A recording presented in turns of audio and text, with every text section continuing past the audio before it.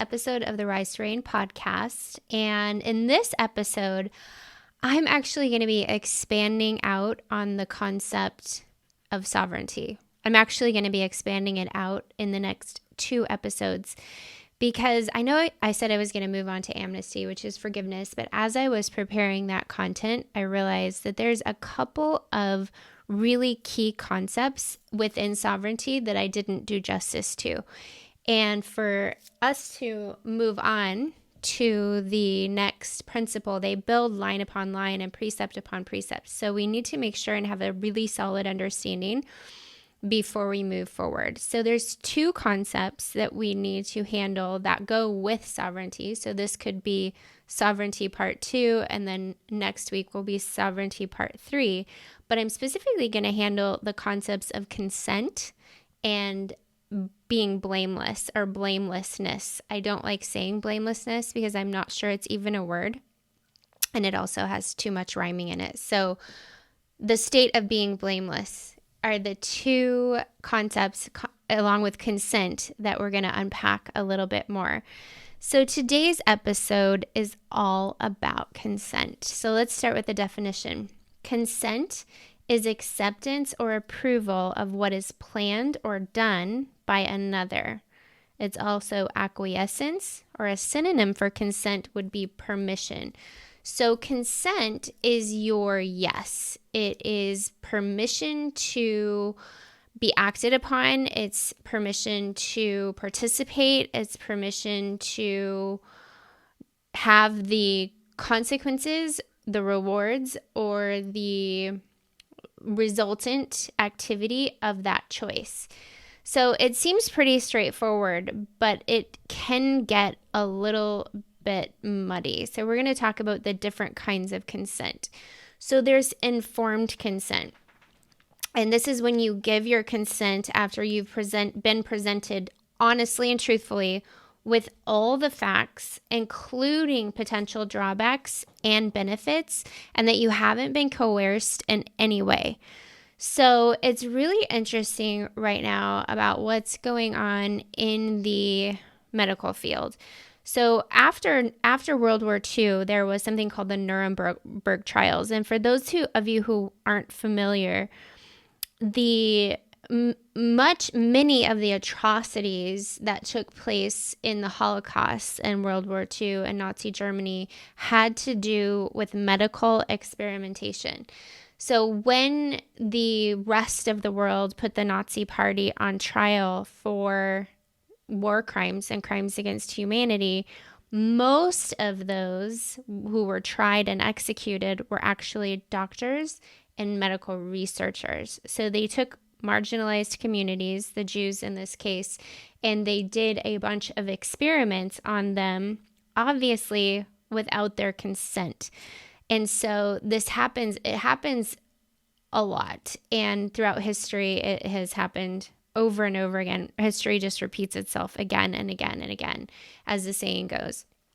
There's another example of a lack of informed consent in our own country, the United States history, and it's called the Tuskegee experiment. And this is where they actually infected Black people with the medical community, infected Black people with syphilis as a manner of experimentation. And they were given a treatment that they were told would help them, and they actually infected them with syphilis and then researched them and did a study on them. So this is obviously super duper evil.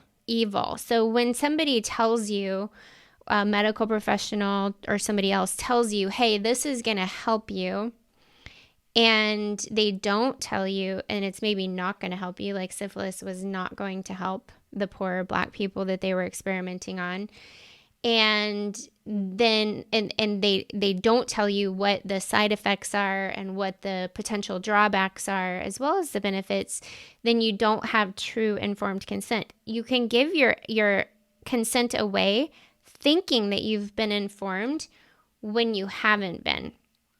And this happens, people are victimized in this way, but very, very often we give our consent away thinking that we're informed, but we haven't taken responsibility for getting informed. Okay, so a lot of you may be realizing where I'm heading with this.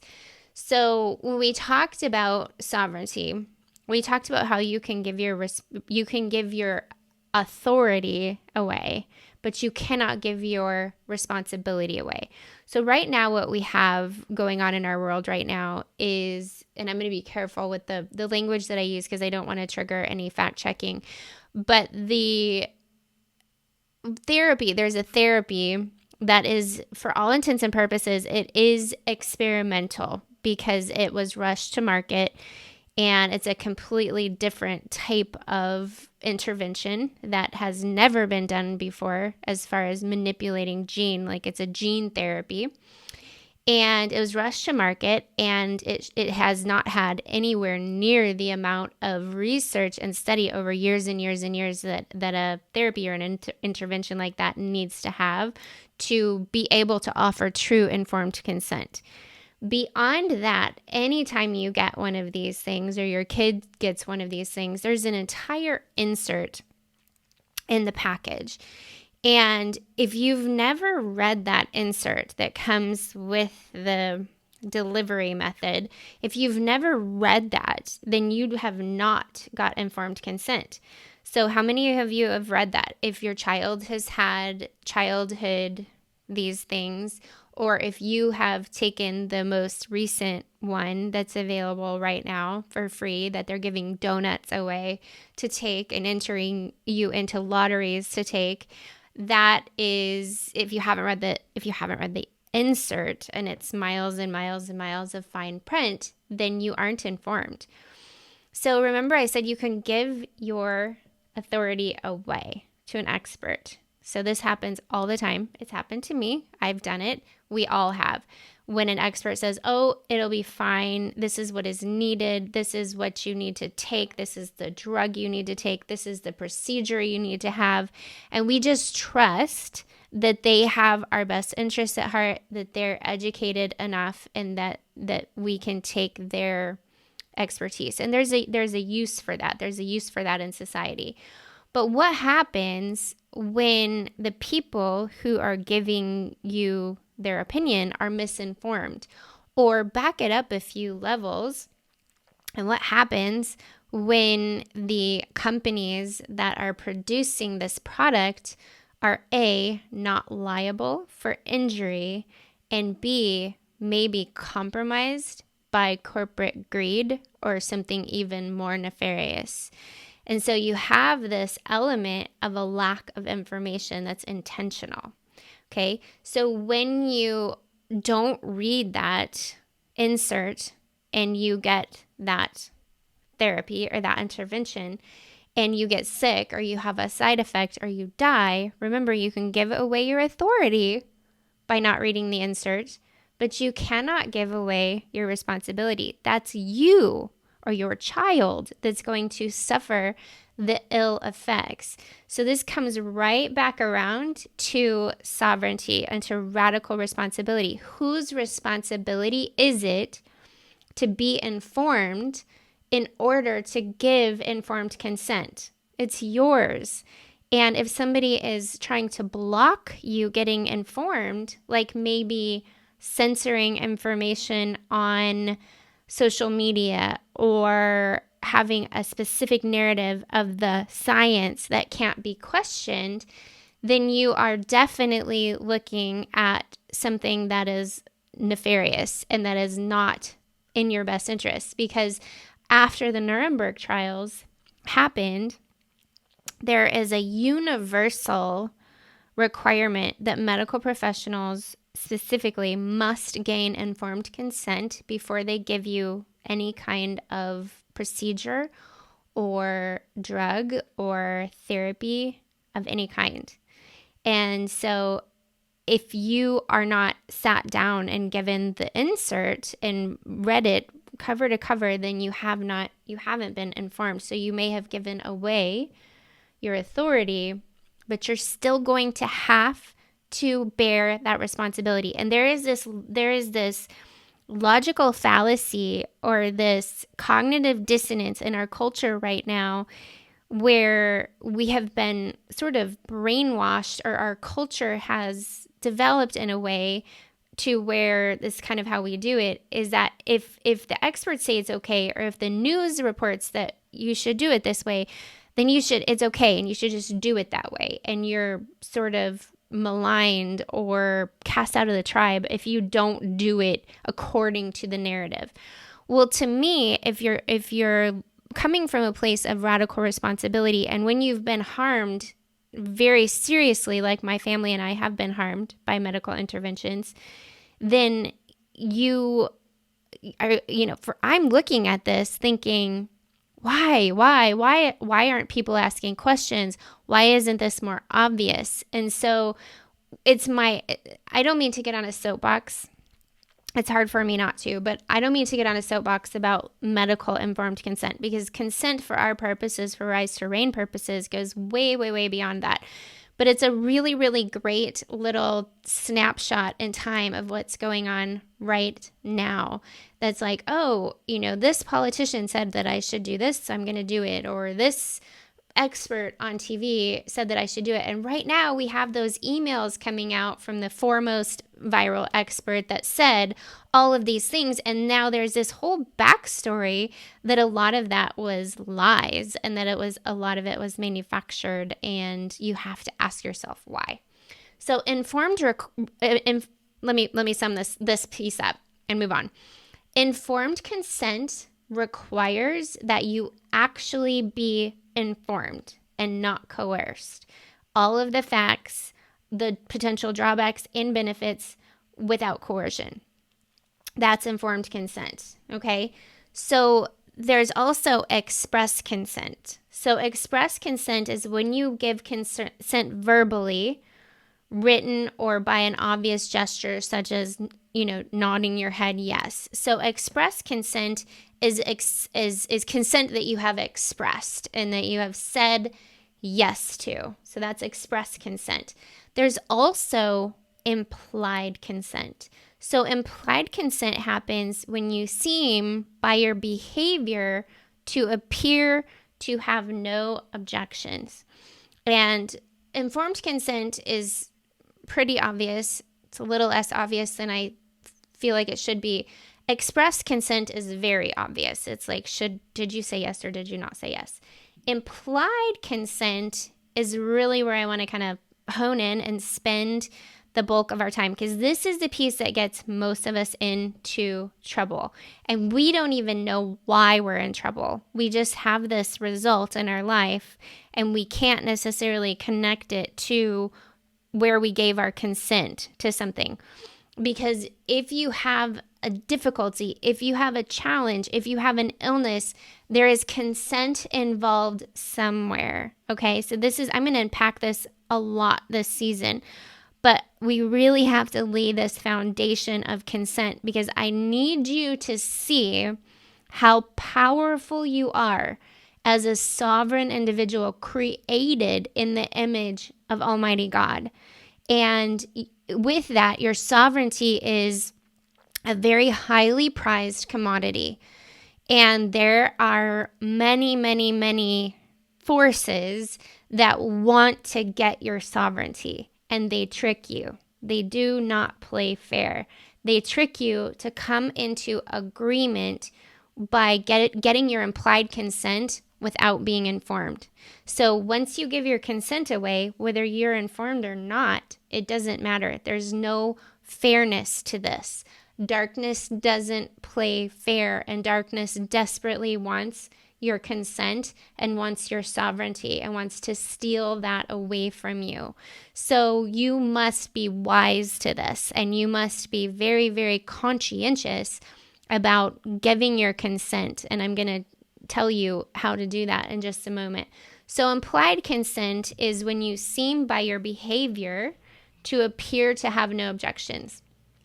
So a really great example that I can give here is from my younger years. And I know I have talked to so many women who can relate to this, girls, young women, and girls who can relate to this. When I was younger, I got myself into multiple situations of a sexual nature where I went way farther than I wanted to go just because I didn't say no, because I didn't say stop. And it wasn't something that I wanted. Inside, I'm having like this internal freak out, but there was something in me that wanted to be accepted, that didn't want to be rejected, that couldn't like rise up and say no. And so there's this whole contingency of me, like the Me Too movement and what could be considered like modern day feminism, that says that that's rape. Like that is like if you don't, if usually it's the woman, not always, but if the woman doesn't want it, and she doesn't say she doesn't want it, then she hasn't given her consent. And so there's this whole movement that wants to make the sexual encounter like a contract. Like, yes, I consent to this. Well, how often is that really going to happen?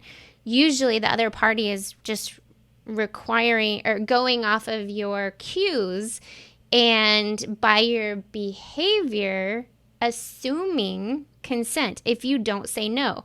Now, if you say no and they continue, that is rape. Absolutely. That's being victimized. That's victimization. But if you didn't say no outwardly, but just internally you were having this conflict, but you didn't stop it, that's on you. That was on me because I did not rise up and say no. So how far it went is like that other person's not a mind reader, right? So they can't be. Remember, you can give away your authority, but you can't give away your responsibility. I can't make that boy in this situation responsible for me not speaking up and speaking my mind. And so that's an issue that we see in our world right now around consent. And so implied consent is valid. If you don't say no and you're just, you're going along to get along, then you are really, that's consent. Implied consent is consent. So let's talk about free will and consent. So remember that you're created in the image of God and you have sovereignty as such. And the seat of your sovereignty is your free will. So in order to give your power or your agency or your authority away, you must, in a manner of speaking, give your consent. So the spiritual realm functions on consent. You are sovereign. Remember that. You're sovereign. So you are the ruler, whether you are reigning and ruling or not. You are the ruler of your domain. Unless you've given away your sovereignty, unless you've given away your power to someone or something else. Okay, you have to do that. You have to give it away. You're sovereign. It's like gravity. It's a law of the universe. If you are a human being, you are a sovereign individual. And in order for something else to be usurping your sovereignty, you have to have given it away. But you usually don't know you gave it away. That's the thing. You usually were tricked. You usually were deceived. You usually had it taken from you, and you gave your consent without knowing. So when you consent to give away your sovereignty, your power, your agency, and your authority, it's almost always by implied consent. Sometimes we give it away expressly. Sometimes we give it away informed. That's unfortunate. But almost always we don't know what we're signing up for. We don't know. So an example of this from scripture is Adam and Eve. So God created man and woman. He put them in the garden. And he said, you can eat from any of the trees except for the tree of the knowledge of good and evil. Okay, so God said that, and then God goes somewhere else, and the serpent comes in and says, that's not true. Like, did God really say that? Or this is what he really meant? Or it's okay. God knows he's holding out on you, and he knows that when you eat it, you're going to become like him. So there's actually a benefit for you here, and God's really just holding out on you, and he's trying to keep this goodness away from you. By the way, that's the lie right there. That's like the master lie that is used to deprive us of our consent. And so I want you to kind of write that down and put it in your pocket, because that concept's going to come up again and again and again. So the serpent comes, of course it's Satan in the garden, and convinces her by lying to her to give away her sovereignty. And so she gives away her sovereignty by eating the fruit. And then she gets the result of that, right? And so does Adam, which they get kicked out of the garden and they come under a curse, and they, basically enslave the entire humanity because they gave mankind's authority over to the evil one. Well, was that informed consent? No, it wasn't, because they were lied to. So they weren't informed. They were lied to. And that's usually the case when we give away our sovereignty, is that we're believing a lie.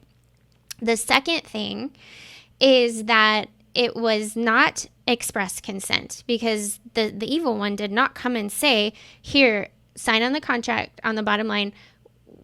Here's what's going to happen. You're going to eat the apple, and then I'm going to take your authority, and I'm going to bring the whole world under a curse of sin and death. And do you agree to this? Sign on the dotted line. No, he promised her a great outcome. And by taking and biting the apple, that's implied consent. She gave her implied consent by her action. So it's not express and it's not informed. Should be, but darkness doesn't play fair because it's darkness. Okay, so you can't expect light to act like darkness, because it's evil is not good.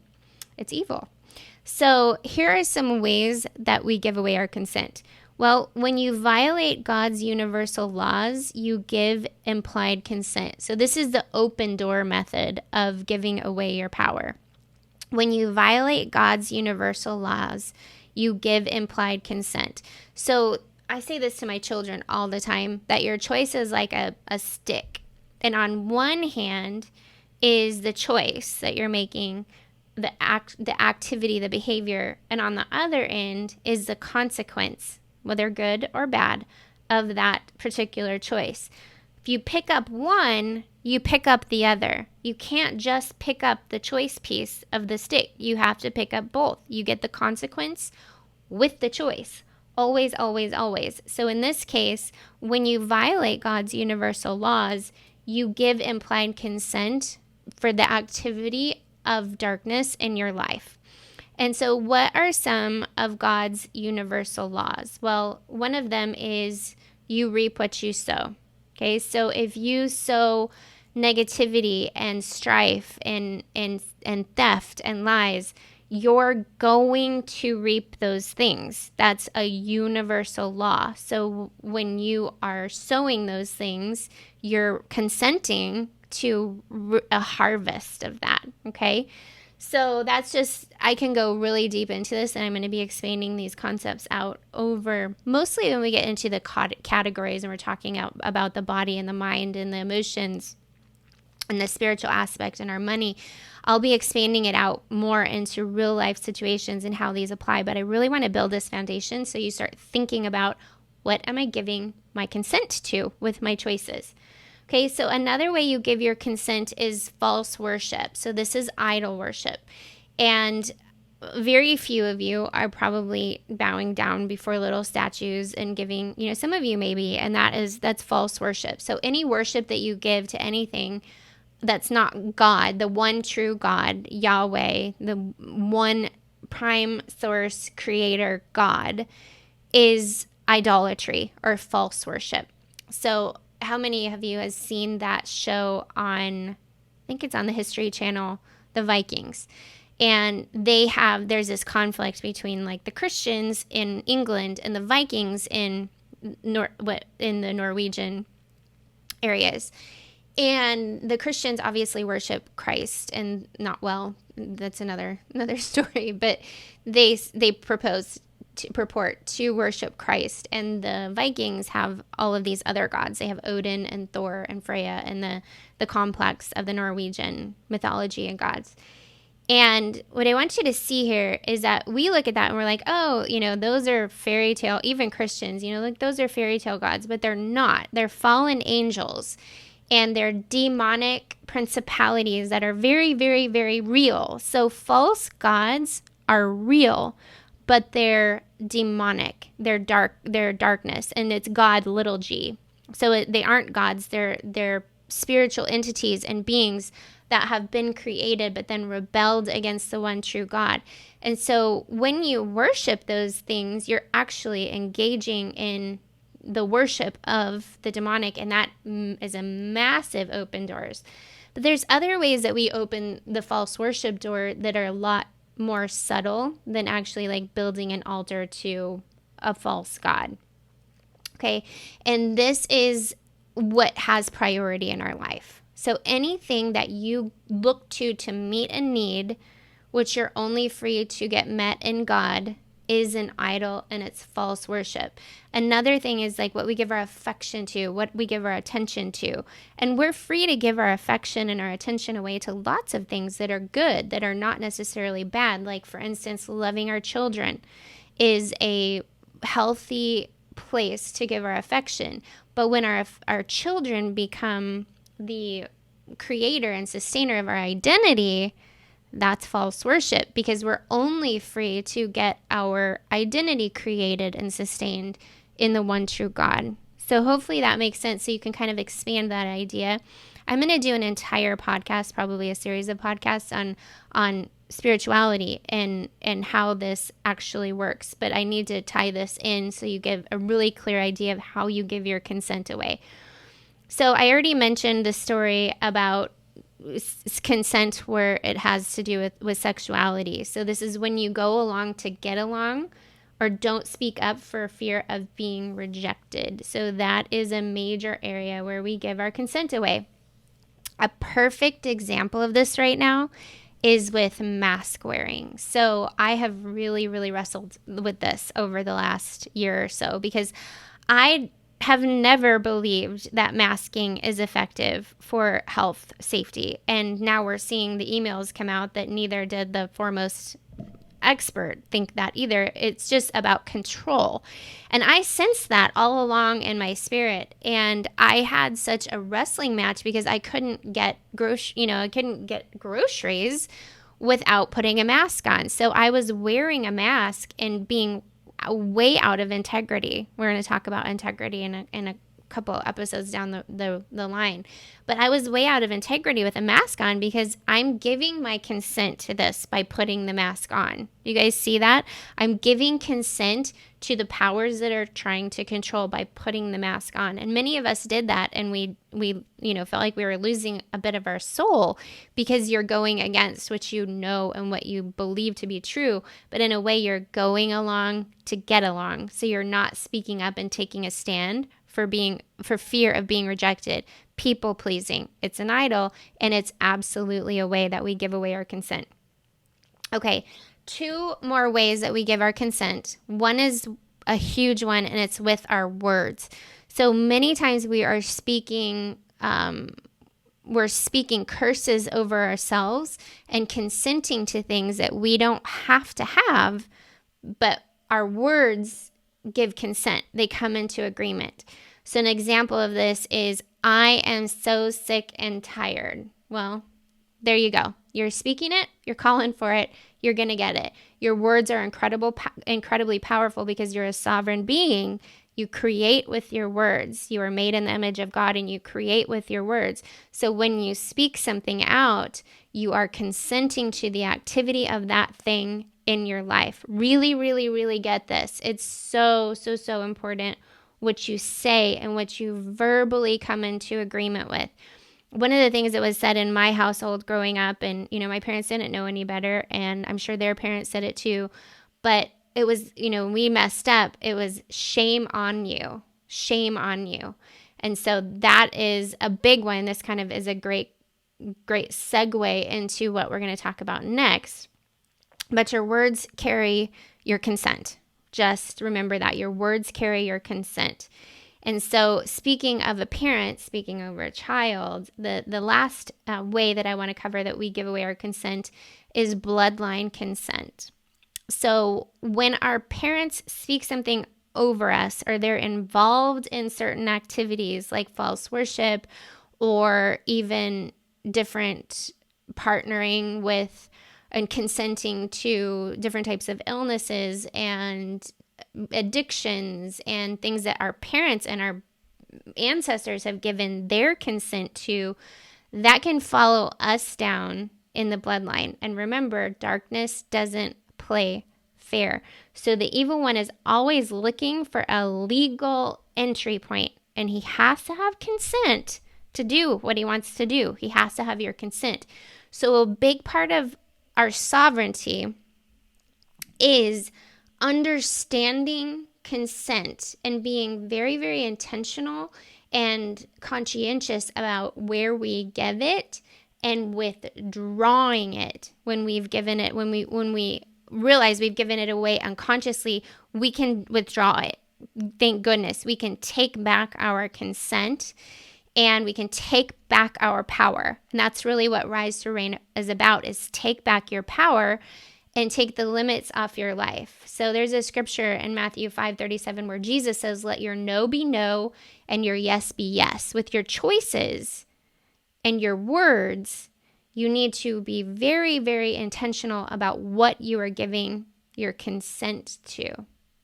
All right, my friends, that is it for this episode of the Rise to Reign podcast. We're going to be going into blamelessness, or the state and quality of being blameless, next week. If you have questions about this, or if you want to be a guest on the show, you can go to amykillingsworth.com/podcast. And there's an option there to send me a voicemail. You can ask me a question. I will answer it anonymously. Maybe will answer it anonymously in a subsequent episode, or you can sign up and apply to be a guest on the show there if you feel like you have something that would be useful to add to this topic or our audience. All right, my friends, I thank you for your time. I don't take it lightly. I'll see you on the next episode. Until that, remember that God wants you healed so you can wholeheartedly live your purpose and love your life.